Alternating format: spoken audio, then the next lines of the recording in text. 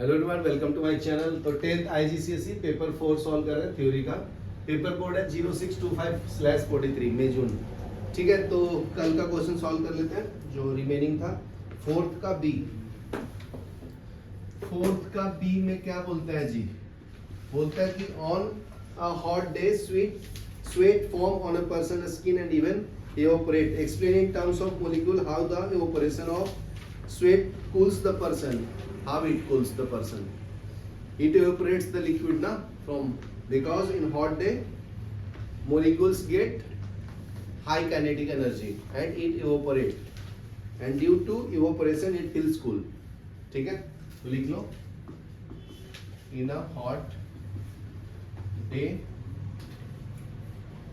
water molecules या molecules get more kinetic energy and it evaporate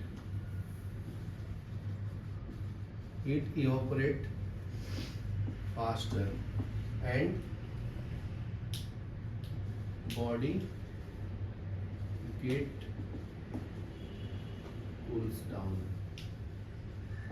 ठीक है, इतना काफी है लिख लेना। दूसरा में देखो, explain why this process is more effective when a wind is blowing. Because it increases the rate of evaporation. When the wind is blowing, it increases the rate of evaporation. Next है fifth का first. So that a wave on a sea approaching a harbor, ये harbour दिया हो, harbour wall, wave crust दिया है। ठीक है, ऐसा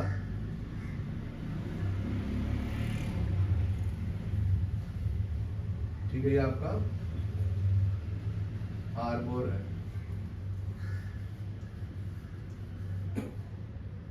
ठीक है, वेव क्रस्ट।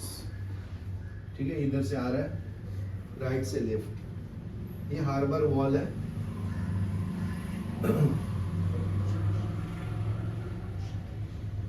तो फर्स्ट क्वेश्चन क्या बोलता है? Draw 3 wave crest in the harbour. कैसे करेंगे ड्रॉ, बताओ। छोटा लाइन बीच में आएगा। छोटा लाइन? हाँ। यहाँ? हाँ। डॉट मारो। नहीं, छोटा लाइन। छोटा लाइन, उतना भी छोटा नहीं, मतलब वेव जितना भी। हाँ, वेव इतना। हाँ हाँ, और फिर और एक साइड में, बट थोड़ा सा यहाँ पे, कर्व, नहीं लेफ्ट साइड। यहाँ पे। हाँ, थोड़ा कर्व्ड, मतलब ऐसे। ऐसे में ड्रॉ करूं? हाँ। ऐसे, फिर ये कैसे? नहीं। हाँ सर, आप जानबूझ के कर रहे हो। हाँ, तुम बताओ, फिर ड्रॉ करके बताओ। ठीक है, तो 3 वेव्स क्रिएट करना है।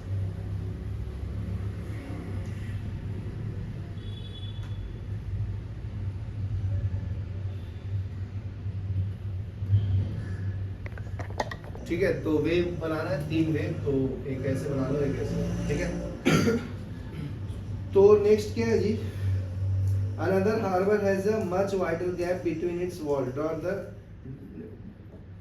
describe and explain how the pattern of wave crust in the harbor is different from pattern in the first one. तो अगर width इंक्रीज कर दूंगा तो क्या होगा जी? गैप ज्यादा बढ़ा दूंगा तो वो जैसे रेक्टेंगुलर टाइप का है। तो width इंक्रीज कर दोगे तो इसका सेकंड का आंसर क्या हो जाएगा? रेक्टेंगुलर फॉर्म में आने लगेगा ना।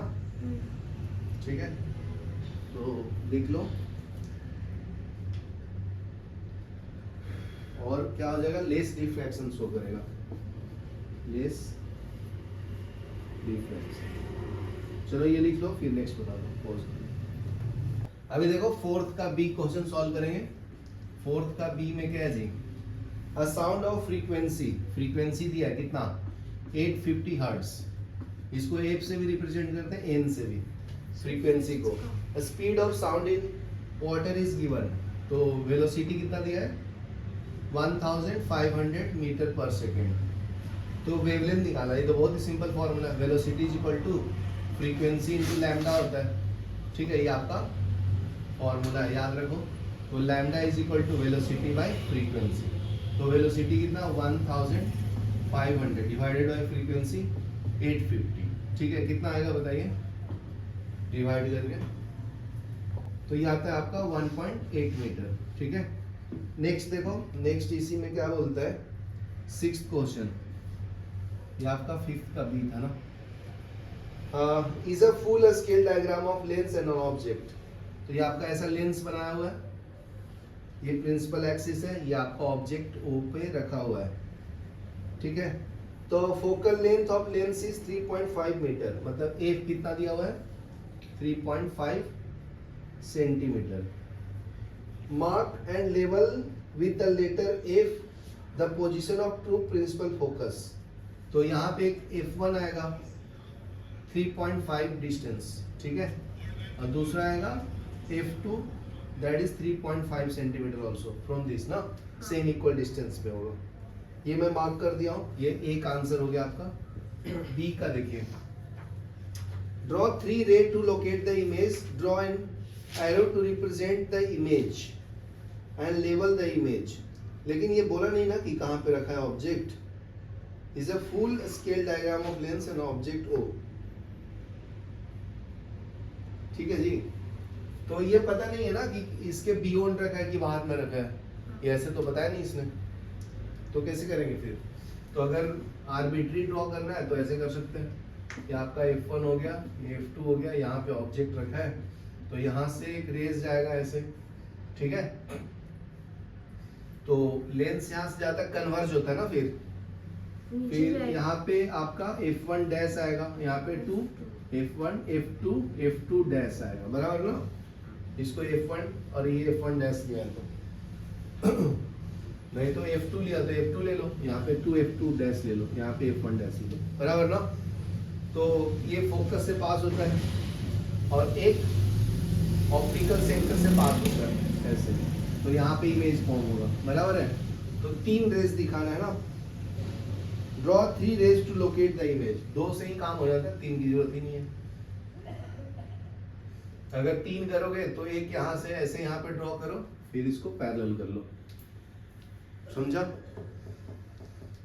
ये हो गया। State 3 properties of the image. तो इमेज का प्रॉपर्टी, ये बी का आंसर हो गया सी, प्रॉपर्टीज ऑफ इमेज। क्या लिखेंगे first, image is inverted, inverted 3 properties. और क्या लिख सकते हैं, इन्वर्टेड है और रियल लिख लो। If object is beyond F2 then image is formed between F1 dash and F2 dash। ठीक है, ये दूसरा पॉइंट हो गया। थोड़ी ना हुआ है F1 और F2 के बीच में, ये तो पहले रखा हो ना बेटा, तो इसको पहले, ये तो यहाँ पे आ रहा है ना F2 डैश, इसके बीच में है ना, इसके बीच में हमारी इमेज। हाँ, हमारी इमेज ही बनाया। हाँ, बट हमारी इमेज तो 2F2 डैश पे नहीं बेटा, ये थोड़ा सा आगे शिफ्ट है, यहाँ पे ये फॉर्म हुआ है, ये आपका F2 डैश। ठीक है, स्टेट 3 प्रॉपर्टीज। और क्या लिख सकते हैं, इमेज इज इन्वर्टेड, रियल भी लिख सकते हैं ना, image is real, real inverted and it can be obtained on the screen also। Real image है ना, and it can be obtained on screen। बोलो, पॉज करो।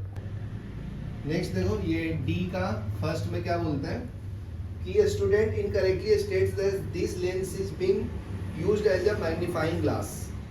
तो मैग्नीफाइंग ग्लास के लिए क्या होना चाहिए जी, जो ये आपका लेंस का जो है ना फोकस F1 और ये F2, इसके बीच में ऑब्जेक्ट रखना चाहिए। ठीक है, तब जाके ये मैग्नीफाइंग ग्लास की तरह ट्रीट करेगा। ठीक है, तो बोल सकते हैं कि it should be kept between aperture and F1। ठीक है, उसके बाद आता है सेवंथ का फर्स्ट। यहाँ पे लिख लेना object is between F1 and aperture. Next है डिफाइन इलेक्ट्रोमोटिव फोर्स। तो ये बताया था ना क्या होता है, ईएमएफ का डिफिनेशन क्या बोला था, it is defined as a charge to bring from point A to B, work is done is called electromotive force। समझ में आया? हाँ। नेक्स्ट क्वेश्चन है इसका बी। सर्किट डायग्राम दिया हुआ है जी आपका ऐसा, ये P है ये Q है, ज्वाइन कर दिया हूं। यहाँ पे आपका दो लैंप है ऐसा, तो they are parallelly connected. Two lamp shown in identical, each lamp has a potential difference of 3 volt। ठीक है, two lamp having a potential difference, ये पैरेलली कनेक्टेड है तो ये वोल्टेज का वैल्यू है 3 वोल्ट। पैरेलल में वोल्टेज सेम होता है ना। And current of 2 ampere in it, इसके अंदर भी करंट 2 एम्पियर है, इसके अंदर भी 2 करंट है, क्योंकि करंट अलग होता है। If the length of PQ is uniform metal wire, resistance PR। ये अच्छा, इसका रेजिस्टेंस बताना जी, ये वायर है ना उसका resistance. Calculate the value of R। Simple है, ऊपर में 12 वोल्ट दिया है, बहुत सिंपल है, मैं कर देता हूँ।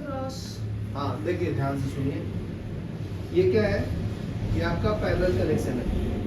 हेलो, देखिए ये जब पैरेलल कनेक्शन होता है तो पैरेलली जब हम लोग दो रेजिस्टेंस को आपस में से कनेक्ट करते हैं तो उसका टोटल वैल्यू कैसे निकालते हैं, R1 into R2 divided by R1 plus R2, बराबर है ना।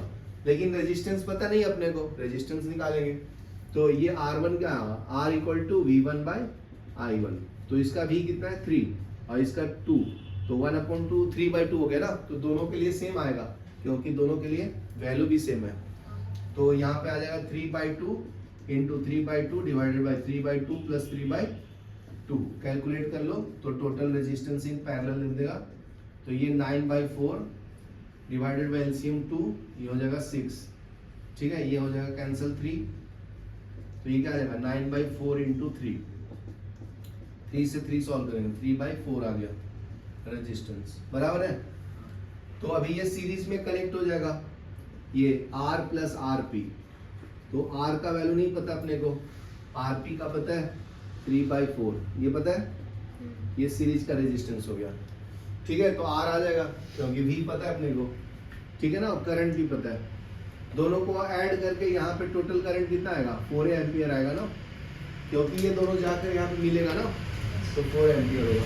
तो V इक्वल टू I आएगा, तो V पता है 12 वोल्ट, V 12 वोल्ट पता है, I पता है 4, R पता है R प्लस 3/4, ये सॉल्व कर लो, 4×12 3, तो R प्लस 3/4, तो R इज इक्वल टू 3/4